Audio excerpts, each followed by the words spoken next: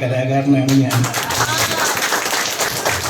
അത് മാത്രമല്ല, ഇന്നസെന്റ് അച്ഛൻ മരിക്കുന്നതിന് മുമ്പ് ഫിലിപ്സ് എന്ന് പറയുന്ന ഒരു സിനിമ, ആ സിനിമ ഫിലിപ്സ് നിങ്ങൾ കണ്ടു കാണും എന്ന് വിചാരിക്കുന്നു. നല്ലൊരു ഫീൽ ഗുഡ് മൂവിയായിരുന്നു. അദ്ദേഹത്തിന് വേണ്ടിയിട്ട് ആ സിനിമ മുഴുവൻ ഡബ് ചെയ്തത് ഞാനാണെന്നുള്ള കാര്യം കൂടി ഇവിടെ പതുക്കെ ഒന്ന് പറയുന്നു. വലിയ സന്തോഷമൊന്നും ഉണ്ടാവില്ല എന്ന് എനിക്കറിയാം, കാരണം നല്ല കാര്യമല്ലേ ചെയ്തത്, അതുകൊണ്ട് കൈയടി കുറഞ്ഞു പോയത്. അല്ലെങ്കിൽ നല്ല കൈയടി തരണ്ടേ, അതിനൊക്കെയല്ലേ കൈയടി തരേണ്ടത്. Okay, thank you. അപ്പൊ ആ ഇന്നസെന്റ് ഏട്ടൻ നമുക്ക് മരിച്ചു പോയില്ലെങ്കിൽ ഇന്നസെന്റ് ഏട്ടൻ ജോണന്റെ പ്രത്യേക ക്ഷണം സ്വീകരിച്ച് ഇവിടെ വന്ന് ഇന്നസെന്റ് ഏട്ടന്റെ ഒരു സ്വതസിന്ധിയായിട്ടുള്ള ഒരു ചെറിയ ഒരു പ്രസംഗം ഇവിടെ കേൾക്കാനായിട്ട് നമുക്ക് സാധിക്കും. അപ്പൊ ആ ഇന്നസെന്റ് ഏട്ടൻ ഇവിടെ വന്ന് നമ്മുടെ ഇന്നത്തെ ജാക്കിലിനും ഉച്ചാടനും ഒരു ആശംസ നൽകാനായിട്ട് വരികയാണ്. നമുക്ക് അദ്ദേഹത്തിന്റെ ഒരു നോർമൽ പ്രസംഗം നമുക്കൊന്ന് കേൾക്കാം. ജോഷിയുടെ ഒരു മിനിറ്റ്, ഒരു കാര്യം പറയാനുണ്ട്. അത്രയും കാര്യം ജോഷിയുടെ പറഞ്ഞല്ലോ. വേറൊരു തമാശയും കൂടി ഉണ്ട്. നമ്മുടെ കൊച്ചിൻ ഹനീഫ ഉണ്ടല്ലോ, നമ്മുടെ മൺമറിഞ്ഞു പോയ കൊച്ചിൻ ഹനീഫ, അറിയോ? ഞാനൊരു ഇന്റർവ്യൂവിൽ കേട്ടതെന്ന് സത്യമാണെന്ന് ചോദിക്കാൻ ജോഷിയുണ്ടായിരുന്നു അല്ലേ. കൊച്ചിൻ ഹനീഫ ഇതേപോലെ ഡബ് ചെയ്യാനായിട്ട് സ്റ്റുഡിയോയിൽ വന്നു. ഒരു കഥയാണത്. ഓക്കെ, അപ്പോ പുള്ളിയുടെ ഓൺ വോയിസിൽ സംസാരിച്ചുകൊണ്ടിരിക്കുകയാണ്. പക്ഷെ അവിടെ എന്താ പറഞ്ഞേ, സ്റ്റുഡിയോ റൂമിലുണ്ടാകുന്ന ആള് പറഞ്ഞത് ശരിയാവില്ല, ഈ വോയിസ് ശരിയാവത്തില്ല, ജോഷിനെ വിളിക്കി. സത്യല്ലേ? അത് അങ്ങനെ സംഭവം ഉണ്ടായിരുന്നു. ഒറിജിനല് കൊച്ചിൻ ഹനീഫയാണ് അവിടെ ഡബ് ചെയ്യാൻ വന്നത്. എന്നിട്ട് സമ്മതിച്ചില്ല, എന്നിട്ട് ജോഷിയേട്ടനെ വിളിച്ച് ജോഷിയേട്ടനെ ഡബ് ചെയ്യുന്നല്ലേ. തീർച്ചയായിട്ടും ജിൻസോ ഇതാണ് പറഞ്ഞത്, ഓണത്തിലേക്ക് ബുക്ക് വെച്ചോടെന്ന് പറയുന്നത്. ഞാൻ ഇന്നസെന്റ് എടുക്കാൻ മര്യാദയ്ക്ക് നിൽക്കുകയായിരുന്നു. അപ്പൊ അതിനൊക്കെ കൊമ്പത്ത് നമ്മൾ ചെയ്യും ജോഷിയേട്ടാ. ശരി ശരി.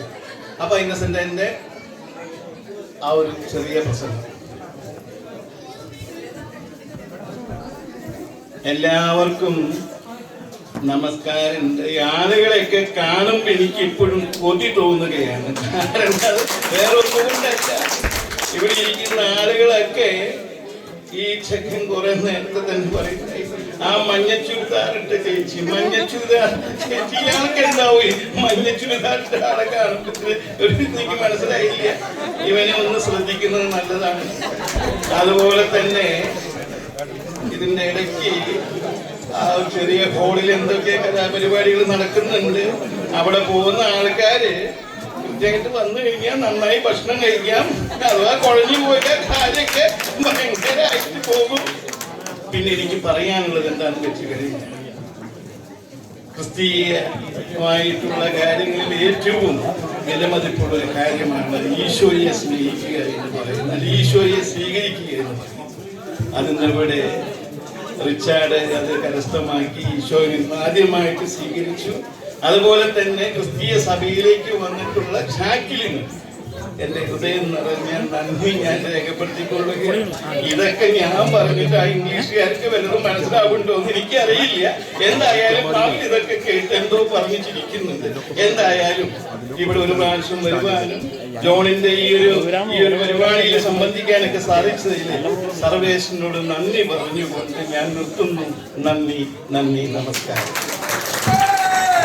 ഇത് ഇന്നസെന്റിന്റെ ഒരു പ്രസംഗ ശൈലികളാണ്. പ്രസംഗ ശൈലി ഇല്ലാത്ത ഒരു ഇന്നസെന്റ് ഉണ്ട്. ചില പാട്ടൊക്കെ പാടുമ്പോൾ ഒരു നീട്ടിയും കുറുക്കലൊക്കെയാണ്. അങ്ങനെ ഒരു പാട്ട് പാടുന്നതാണ് പുള്ളി ഗജകേസരി യോഗം എന്ന് പറയുന്ന സിനിമയില്. ആനച്ചന്തം ഗണപതി മേളച്ചന്തം ഏറ്റും പൊട്ടും തിരിയാനിത്തിരി ഹിന്ദി ചന്തം ആവൂ ഹിന്ദി ചന്തം ആവോ ആവോ ആവോ ജാവൂ ജാവൂ ജാവൂ. ഇനി ഇതിനേക്കാളും വലിയൊരു പാട്ടാണ് പുള്ളിയുടെ നമ്പർ 50 മദ്രാസ് മെയിൽ എന്ന് പറയുന്ന സിനിമയില്.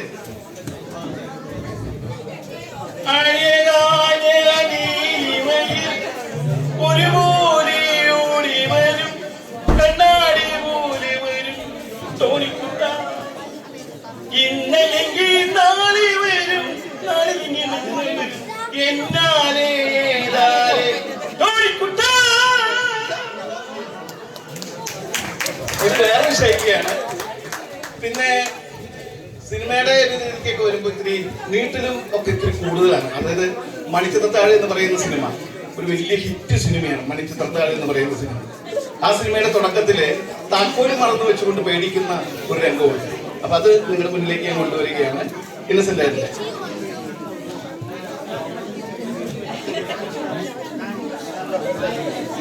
രാഘവോ, മാടമ്പിള്ളിയില് യക്ഷിയുണ്ട്, പ്രേതുണ്ട് എന്നൊക്കെ നാട്ടുകാര് പറയുന്നുണ്ട്.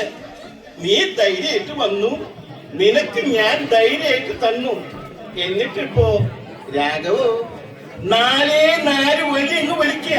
അത്രയല്ലേ രാഘവൻ ഞാൻ നിന്നോട് പറഞ്ഞുള്ളൂ. അതിന് നീ കുന്തം കുറിച്ചിട്ട് രാഘവോ, രാഘവോ, നീ ഒളിച്ചു നിന്നാണോ?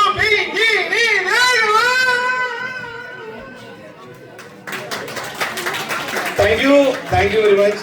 അപ്പോ ഇന്നസെന്റിന്റെ ഒരുപാട് കഥാപാത്രങ്ങളുണ്ട്. ചിലപ്പോൾ പറഞ്ഞാലും തീരാൻ പോകുന്നില്ല. എന്തായാലും നേരത്തെ ജിൻസ് പറഞ്ഞ മാതിരി ഹനീഫ് കെയുടെ ശബ്ദവും നമ്മൾ അന്നത്തെ കാലത്തെ കാസറ്റുകളിലൊക്കെ നമ്മൾ എടുക്കാറുള്ളതാണ്. അപ്പൊ ഹനീഫ് കെയുടെ മീശമാധവൻ എന്ന സിനിമ